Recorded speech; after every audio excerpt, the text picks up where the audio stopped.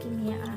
Langsung saja materi yang saya akan bahas atau saya pahami yaitu materi tentang produksi hormon insulin dari bakteri rekombinan.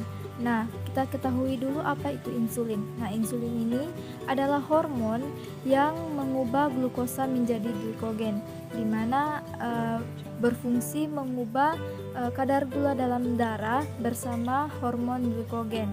Nah, jika produksi atau kerja ini terganggu pada tubuh manusia, ada beberapa penyakit yang timbul. Salah satunya yaitu penyakit diabetes mellitus. Nah, di mana kadar gula dalam darah menjadi terlalu tinggi akibat ketidakmampuan tubuh untuk menggunakan glukosa menjadi energi. Kemudian, glukosa tidak bisa diubah karena jumlah insulin dalam tubuh ini tidak cukup dan sel tubuh tidak bereaksi terhadap insulin.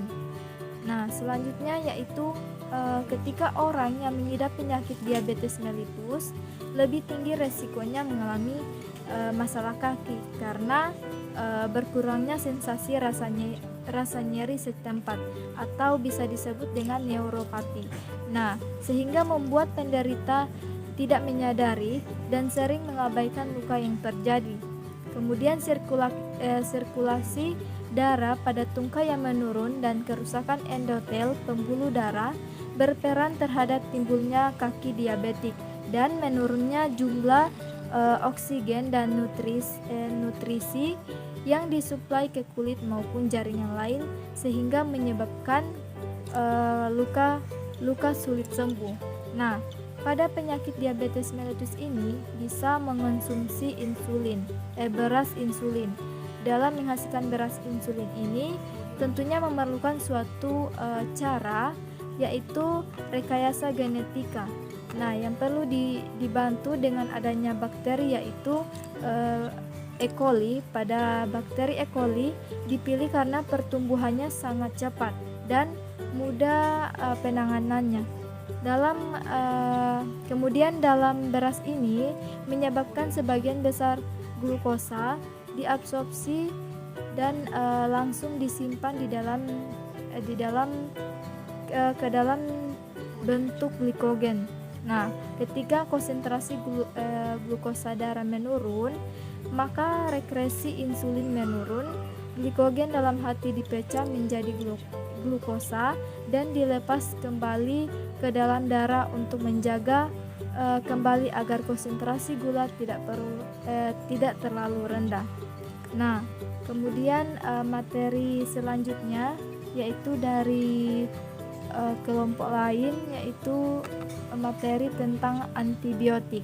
Nah, antibiotik ini merupakan zat atau obat yang dihasilkan oleh mikroorganisme yang umumnya digunakan untuk menekan dan menghentikan perkembangan mikroorganisme lain yang bersifat patogen yang berada dalam tubuh serta untuk menjaga terjadinya infeksi pada luka.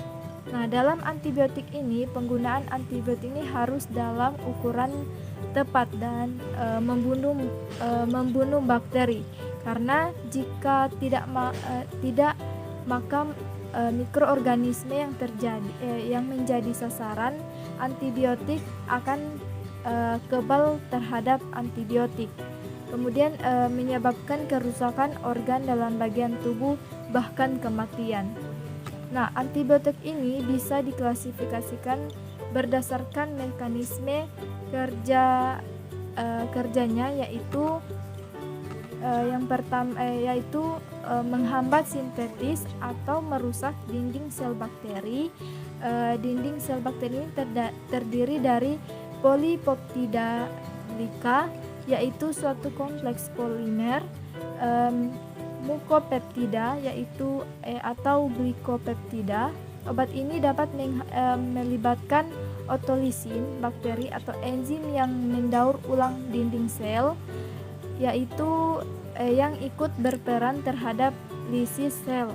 Nah, antibiotik ini termasuk dalam kelompok seperti beta-laktam atau penisilin, cefalosporin, dan monobactam, carbapenem dan inhibitor beta-lactamase dan basitarasin. Kemudian vancomycin pada umumnya bersifat bakterisida. Itu yang saya pahami pada materi kedua ini. Terima kasih. Assalamualaikum warahmatullahi wabarakatuh.